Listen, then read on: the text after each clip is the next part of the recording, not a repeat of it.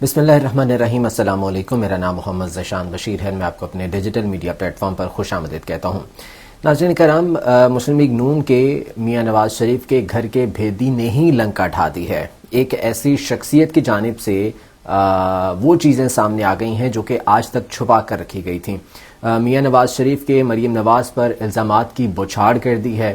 Party کا طرز سیاست کیا ہے، پارٹی کس طرح سے سیاست کر رہی ہے، کن لوگوں نے پارٹی کو ٹیک اوور کر دیا ہے، یہ وہ تمام تر چیزیں ہیں جو کہ اس اہم ترین شخصیت نے کھول کر رکھتی ہیں۔ یہ وہ شخصیت ہے جو کہ کسی زمانے میں میاں نواز شریف کے مریم نواز کے انتہائی قریبی سمجھی جاتی تھی، اور اس شخصیت نے بہت سی چیزیں جو ہے وہ پارٹی کے اتار چڑھاؤ کے وقت میں دیکھی ہیں۔ جب پارٹی پر مشکل وقت تھا تو یہ پارٹی کے ساتھ کھڑے رہے ہیں، لیکن اب پارٹی نے ان کو سائیڈ لائن کر دیا، جس کی وجہ سے یہ خاصے مایوس تھے۔ شاہد خاقان عباسی اور مفتاح اسماعیل کے بعد یہ تیسری مسلم لیگ نون کی بڑی شخصیت ہیں جو کہ اس طرح سے سامنے آئی ہیں، اور وہ ہیں محمد زبیر صاحب۔ محمد زبیر بڑے عرصے سے پارٹی کے ساتھ جو ہے وہ وابستہ رہے، اب بھی وابستہ ہیں، گو کہ انہوں نے پارٹی سے بالکل لا تعلقی کا اعلان نہیں کیا، لیکن یہ جو حالات گزشتہ کچھ عرصے سے رہے ہیں اس میں یہ ایکسپیکٹ کیا جا رہا تھا کہ محمد زبیر بولیں گے، کھل کر بولیں گے، اور وہ بتائیں گے کہ آخر کیا ہوا تھا، کیسے ہوا تھا، اور وہی ہوا ہے۔ محمد زبیر نے باقاعدہ طور پر اب بتا دیا، یہاں تک بتا دیا ہے کہ عمران خان کی حکومت کس نے گرائی تھی۔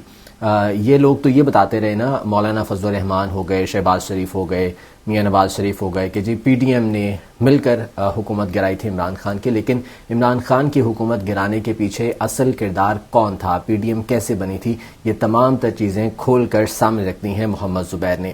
محمد زبیر ان رہنماؤں میں شامل تھے جنہوں نے مشکل وقت میں پارٹی کو سنبھالا تھا۔ جب پنڈورا پیپر سامنے آئے تھے، میاں نواز شریف کی کرپشن سامنے آئی تھی، تو اس کے بعد تمام لوگ پارٹی سے پیچھے ہٹنا شروع ہو گئے تھے۔ کوئی بھی پارٹی کا بیانیہ لینے کو تیار نہیں تھا، کوئی بھی ڈیفینڈ کرنے کو تیار نہیں تھا۔ ایسے میں محمد زبیر نے وہ محاذ سنبھالا، انہوں نے ترجمانی کی میاں نواز شریف کی، مریم نواز کی، ٹی وی ٹاک شوز میں ہر پلیٹ فارم پر وہ جاتے تھے، وہ ترجمانی کرتے تھے، اور انہوں نے ڈیفینڈ کیا پارٹی کو۔ لیکن اس کے بعد پھر جب یہ مشکل وقت ختم ہوا، میاں نواز شریف پر جب اچھا وقت آیا، اچھا وقت ان سینس کہ ان کے کیسز میں انہیں ریلیف ملنا شروع ہو گیا، اور اب جب کہ یہ باتیں کی جا رہی ہیں کہ وہ کنگز پارٹی ہے اور گورنمنٹ بنانے کے لیے جا رہی ہے، تو ان تمام تر لوگوں کو سائیڈ لائن کر دیا گیا۔ راجہ ریاض جیسے، نواب شیر وسیر جیسے، یا اور جس طرح کے جو لوٹے تھے، انہوں نے پارٹی کو ٹیک اوور کر لیا، اور یہ جو نظریاتی لوگ تھے ان کو سائیڈ لائن کر دیا گیا۔ کراچی کی اگر بات کریں تو محمد زبیر صاحب وہاں پر مسلم لیگ نون کو بڑے عرصے سے وہ لیڈ کر رہے تھے، لیکن وہاں پر بھی بشیر میمن جو کہ انہوں نے بڑی اپنی سنسیریٹی دکھائی میاں نواز شریف کے ساتھ، اور سرکاری افسر ہوتے ہوئے انہوں نے بڑی سنسیریٹی دکھائی، تو وہ بشیر میمن کو وہ قیادت تمام پر سونپ دی گئی، محمد زبیر کو فراموش کر دیا گیا ہے۔ یہ تمام تر چیزیں جو ہے وہ اب سامنے آئی ہیں۔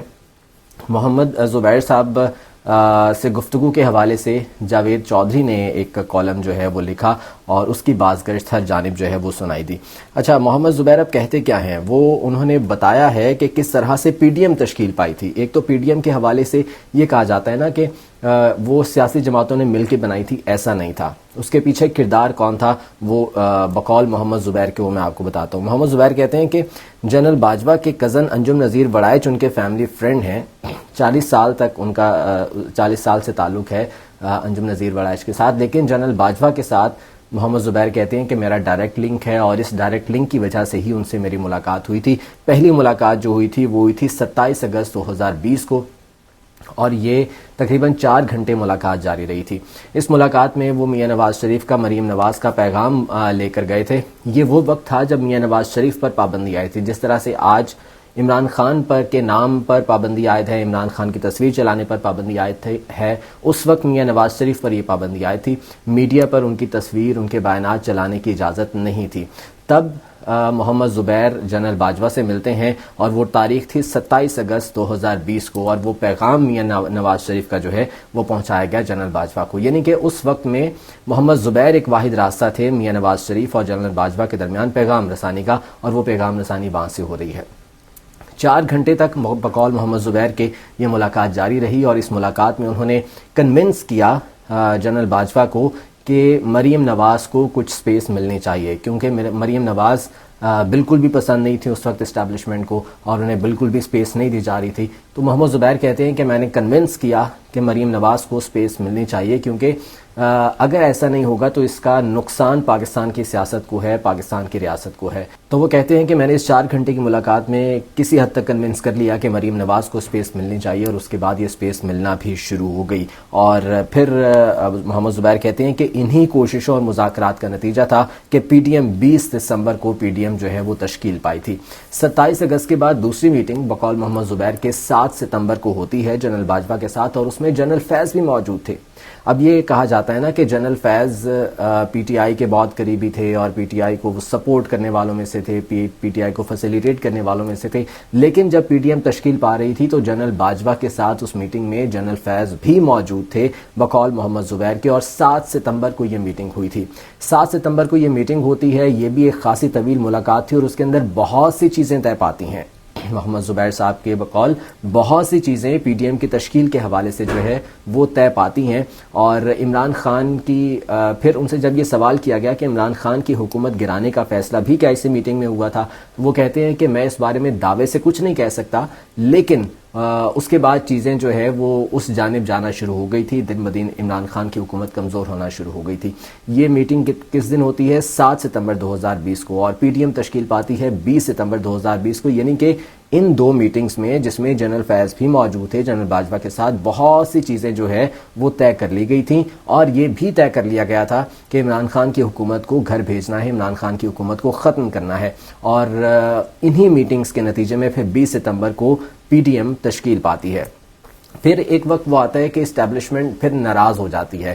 اس بارے میں جب محمد زبیر سے پوچھا گیا تو کہتے ہیں کہ جی 23 ستمبر کو لاہور ہائی کورٹ کے باہر ایک ریلی میں مریم نواز نے خطاب کیا تھا، اور اس میں کہا تھا کہ سیاسی فیصلے پارلیمان میں ہونے چاہیے، جے ایچ کیو میں نہیں ہونے چاہیے. اس کے علاوہ آپ کو یاد ہوگا گوجرانوالہ میں ایک جلسہ ہوا تھا مسلم لیگ نون کا، جس میں آن لائن خطاب کیا تھا میاں نواز شریف. اس میں بھی انہوں نے بڑے سخت الفاظ استعمال کیے تھے جنرل باجوہ کے خلاف، اور کہا تھا کہ جی جنرل باجوہ نے کیوں میری حکومت گرائی. جنرل فیض کے بارے میں انہوں نے بات کی تھی. پھر اس کے علاوہ وہ عاصم سلیم صاحب جنہیں پاپا جونز کے نام سے مریم نواز جو ہے وہ پکارا کرتی تھی، ان کے حوالے سے بڑی سخت گفتگو کی تھی. تو اس کے بعد اسٹیبلشمنٹ پھر ناراض ہو گئی تھی نون لیگ کے ساتھ، ان کے معاملات جو ہے وہ خراب ہو گئے تھے. 16 اکتوبر 2020 کو یہ جلسہ ہوا تھا گوجرانوالہ میں، جس میں میاں نواز شریف نے وہ آن لائن خطاب کیا تھا. اچھا، اس کے بعد پھر تعلقات جو ہے وہ کشیدہ ہو گئے کسی حد تک. تو محمد زبیر سے یہ پوچھا گیا کہ جی آپ کے نون لیگ سے جو ہے وہ تعلقات پھر کیوں خراب ہوئے؟ کیا جو ریکارڈنگز تھیں جو دی گئی تھیں میاں نواز شریف کو یا میاں شہباز شریف کو، کیا اس حوالے سے، یعنی کہ یہاں پر ایک چیز اور واضح ہو رہی ہے کہ اس ملاقات کی جو چیزیں تھیں جو محمد زبیر اور جنرل باجوہ جنرل فیض کے درمیان ہوئی ہے، اس کی تمام تر چیزیں جو ہے وہ میاں نواز شریف کے ساتھ بھی ڈائریکٹلی شیئر کی گئی تھی، اور بتایا گیا تھا میاں نواز شریف کو کہ اس ملاقات میں یہ باتیں ڈسکس ہوئی ہیں. تو محمد زبیر کہتے ہیں کہ جی شہباز شریف صاحب نے مجھے کہا تھا کہ آپ نے مجھ سے جھوٹ بولا ہے، غلط بیانی کی ہے. تو میں نے کہا تھا کہ میری بڑی طویل میٹنگ تھی جنرل باجوہ کے ساتھ، میں نے کوئی نوٹس نہیں لیے تھے اس کے، بلکہ مجھے جو چیزیں یاد تھی، جو میرے حافظے میں تھیں، وہ میں نے آپ کے گوش گزار کر دی ہیں. لیکن شریف فیملی، میاں شہباز شریف، نواز شریف یہ سمجھتے ہیں کہ محمد زبیر نے جھوٹ بولا تھا. تمام تر چیزیں جو ہے وہ ان کے ساتھ شیئر نہیں کی تھیں جو جنرل باجوہ اور جنرل فیض کے ساتھ میٹنگ میں میاں نواز شریف کے ساتھ ڈائریکٹلی شیئر کر دی گئی محمد زبیر کو بائی پاس کرتے ہوئے. تو یہ وہ تمام تر چیزیں تھیں. پھر محمد زبیر کہتے ہیں کہ جب پی ڈی ایم کی حکومت بنتی ہے کہ تو 83 رکنی کابینہ بنائی جاتی ہے، اور اس میں سب لوگ شامل تھے، صرف میں نہیں تھا. یہ ان کا بہرحال شکوہ بجا ہے کہ جتنا انہوں نے کام کیا پارٹی کے لیے. اب یہ دیکھیں کہ پی ڈی ایم بنانے کا کریڈٹ جو ہے وہ کبھی مولانا فضل الرحمان لیتے ہیں، پی ڈی ایم تشکیل دینے کا کریڈٹ کبھی زرداری صاحب لیتے ہیں، شہباز شریف صاحب کہتے ہیں جی ہم نے مل کر پی ڈی ایم بنائی تھی اور عمران خان کی حکومت کو گرایا تھا. اصل میں اس کے پیچھے کون تھا؟ جنرل ریٹائرڈ قمر جاوید باجوہ اس کے پیچھے جو میجر شاٹس ہیں وہ کھیل رہے تھے. انہوں نے پی ڈی ایم بنائی تھی، ان کے ہاتھ میں تھے تمام تر معاملات. جب عمران خان کی حکومت کو چلتا کیا گیا، جو رجیم چینج ہوا، عمران خان کی حکومت ختم ہوئی، عمران خان کو گھر بھیجا گیا، اس کے پیچھے جنرل ریٹائرڈ قمر جاوید باجوہ صاحب تھے، اور وہ تمام تر چیزیں خود دیکھ رہے تھے، مینج کر رہے تھے، تمام تر معاملات ان کے کنٹرول میں تھے. اب عمران خان اور جنرل باجوہ کے درمیان معاملات خراب کب ہوئے تھے، کیسے ہوئے تھے، یہ سبھی کو معلوم ہے۔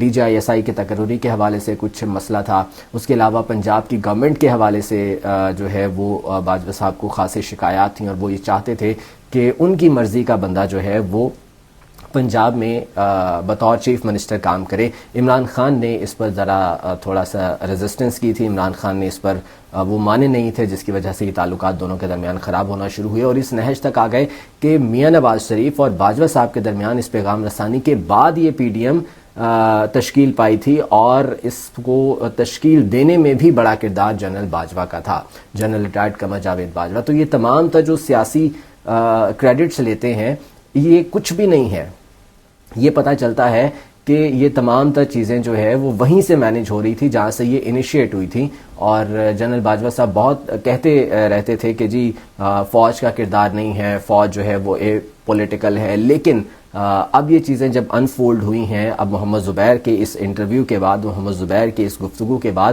تو اب پتہ چلتا ہے کہ اصل کردار اس میں جنرل باجوہ کا ہی تھا، انکلوڈنگ جنرل فیض، جن کے بارے میں کہا جاتا ہے کہ وہ سافٹ کارنر رکھتے تھے PTI کے لیے، لیکن وہ بھی اس میٹنگ میں موجود تھے جس میں یہ PDM کو تشکیل دینے کے لیے، PDM کو بنانے کے لیے باقاعدہ طور پر پلاننگ ہوئی تھی، مذاکرات ہوئے تھے، بات چیت ہوئی تھی۔ تو یہ چیزیں اب سامنے آنا یقیناً PTI کے لیے بھی خاصا پریشان کن اس وقت بھی تھا، اور PTI کے لیے پریشان کن شاید اب بھی ہوگا، لیکن اچھی بات یہ ہے کہ یہ حقیقت سامنے آئی ہے اور پتہ چلا ہے کہ کون کون کردار اس میں ملوث تھا۔ تو اس میں سیاسی سٹرگل کچھ نہیں ہے، اس میں پولیٹیکل سٹرگل نون لیگ کی، میاں نواز شریف کی یہ جو دعوے کرتے ہیں نا، وہ کچھ نہیں ہے، وہ اسٹیبلشمنٹ تھی، اور اسٹیبلشمنٹ کی سپورٹ آج بھی انہیں مل رہی ہے، جس کی وجہ سے یہ اقتدار میں آنے کے خواہش مند ہیں۔ اور نون لیگ کے لیے تو ہمیشہ سے یہ مشہور ہے کہ جب یہ مشکل میں ہوتے ہیں تو پاؤں پکڑ لیتے ہیں، اور جب وہ مشکل ٹل جاتی ہے تو پھر گلے آن پڑتے ہیں۔ آج کے ویلاگ سے مجھے اجازت دیجیے، اللہ نگہبان۔